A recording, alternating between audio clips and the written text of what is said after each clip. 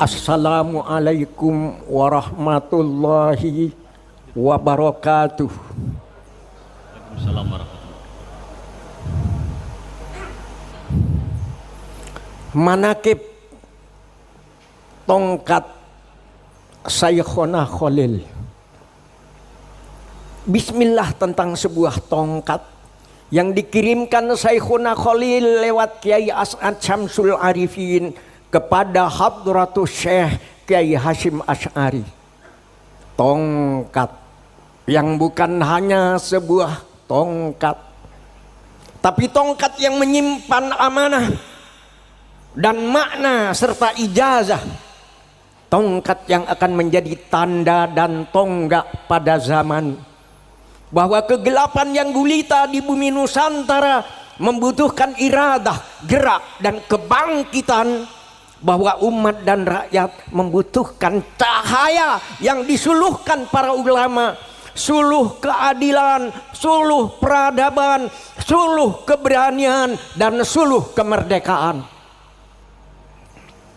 Lalu tongkat Saykhona Khalil menandai kebangkitan para ulama.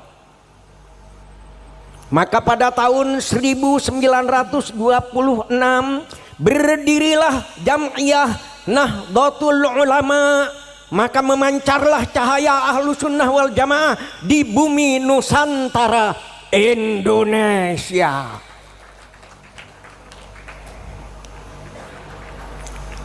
Kenapa bintang jumlahnya banyak, tapi yang 9 terang sekali? Kenapa kita ikut ulama? Karena ulama ahli waris Nabi. Orang Madura pun ikut menyanyi. Anapa bintang mak banyak, sesanga terak kakapi, anapa kau lemak noro ulama, marga ulama ahli waris Nabi.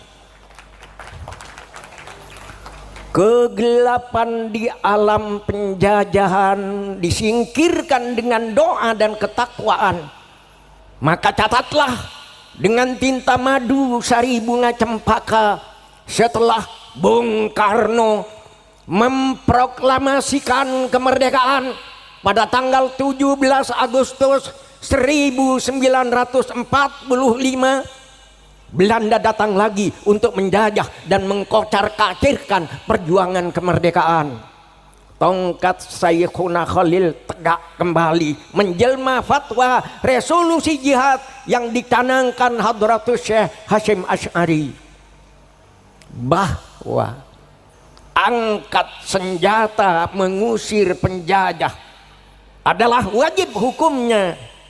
Dan siapa yang gugur dalam perang kemerdekaan melawan Belanda adalah kusuma bangsa yang syahid di jalan Allah.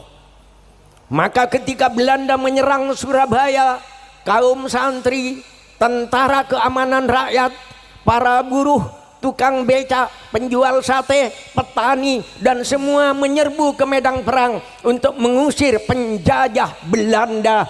Si angkara murka.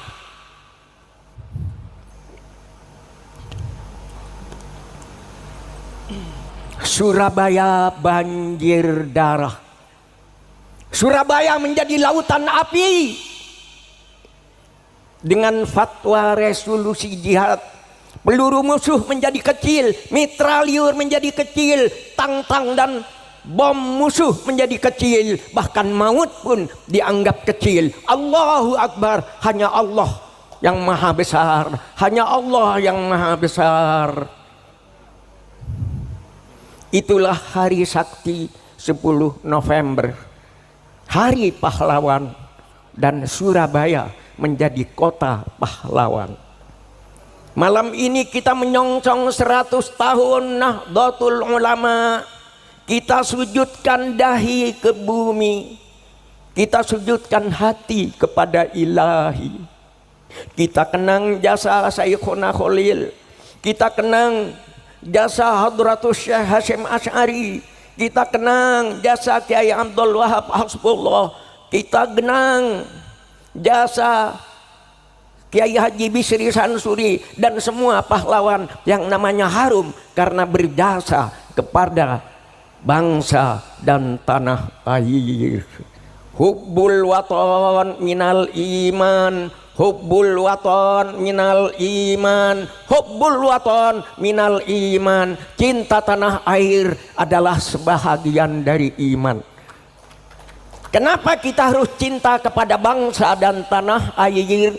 Kita semua minum air Indonesia menjadi darah kita.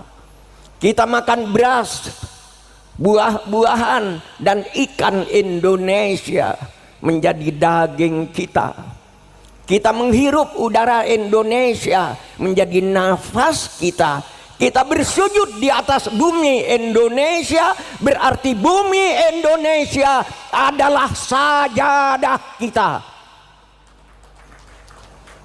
Dan bila tiba saatnya kita mati, kita semua akan tidur dalam pelukan bumi Indonesia. Daging kita yang hancur membusuk akan bersatu kembali dengan harumnya bumi Indonesia. Maka tidak ada alasan untuk tidak cinta kepada bangsa dan tanah air. Tidak ada alasan untuk tidak cinta kepada Indonesia. Tanah air Indonesia adalah ibunda kita. Siapa mencintainya, jangan mengisinya dengan maksiat dan dosa. Jangan mengisinya dengan fitnah dan permusuhan. Jangan mengisinya dengan adu domba dan ucapan kebencian.